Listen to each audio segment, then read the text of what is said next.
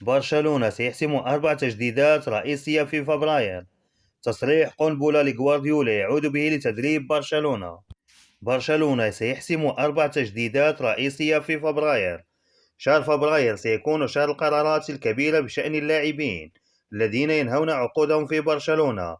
نادي برشلونة اتبع خططه بدقة، أغلق استمرارية الاستراتيجية مثل بالدي أو تجديد إنياكي بينيا وماركوس ألونسو في الأسابيع المقبلة. سيواجه مستقبل سيرجيو روبرتو وبوسكيتس وبيلينين، بالإضافة إلى حماية ديمبلي القائدة لديهما خيارات الاستمرار، بينما الظهير لديه قدم ونصف خارج النادي. ومن شأن حماية ديمبلي أن تكمل سلسلة المفاوضات. المنطقة الرياضية تحدد أولوياتها، وهذا هو السبب في أنها وقعت العام الماضي بالفعل على استمرار غافي وأروخو على الرغم من عدم تسجيل عقودهم في الوقت الحالي. في الأسابيع الأخيرة كان مدير كرة القدم ماتيو أليماني مسؤولا عن التفاوض بشأن تجديد بالدي وإنياكي بينيا، واليوم يمكن أيضا جعل تجديد ماركوس ألونسو رسميا. وبمجرد إغلاق سوق الانتقالات لشهر يناير ستتحدث المنطقة الرياضية مع لاعبي كرة القدم الآخرين الذين تنتهي عقودهم.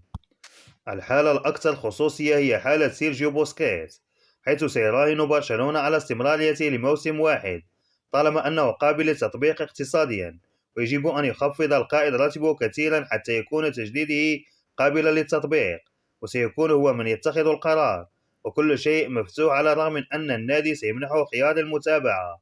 سيرجيو روبرتو يولد المزيد من النقاش. المدرب تشافي يؤكد تجديده لسنة أخرى، مكررا نفس راتبه المنخفض بحيث يقع ضمن حد الراتب. إنه يعتقد أن تعدد استخداماته يمكن أن يكون مفيدا مثل تجربته في غرف الملابس، ولكن في النادي هناك شكوك حول ما إذا كان ينبغي إغلاق دورته في البارسا. الشخص الذي لديه مستقبل واضح هو بيليرين، وقع كممكن للظهير الأيمن، لكنه بالكاد لعب وسيغادر في يونيو. برشلونة يريد أيضا بدء المفاوضات بشأن حماية ديمبلي الذي لا ينتهي عقده في 30 من يونيو، وسيفعل ذلك بهدوء، ولكن بقصد تمديد عقده إلى ما بعد عام 2024 والتوصل إلى اتفاق جيد لجميع الأطراف. الفرنسي يريد الاستمرار، ويجب إيجاد صيغة مريحة لمنعه من دخول عامه الأخير من العقد دون التجديد والقدرة على إطلاق سراحه. تصريح قنبلة لغوارديولا يعود به لتدريب برشلونة.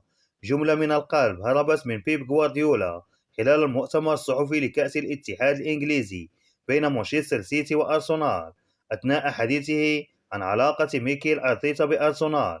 إنه مثلي إذا كنت أدرب هنا في أي مكان كمساعد واستدعاني برشلونة سأذهب إلى برشلونة، إنه فريقي.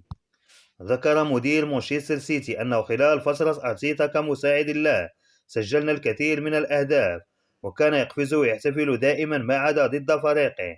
قفزت واحتفلت واستدرك وكان جالسا، كان ذلك ضد أرسنال، ثم أدركت هذا الصبي يحب أرسنال. تذكر غوارديولا الجميع لديه أحلام، وأنا أعلم أنه ذهب إلى ناديه، إلى النادي الذي كان يحلم به. كان من مشجع أرسنال من خلال اللعب هناك، وكان قائدا وأحب هذا النادي. لهذا السبب غوارديولا كما أوضح لم يرغب في الاحتفاظ بأرتيتا عندما حصل على عرض من أرسنال.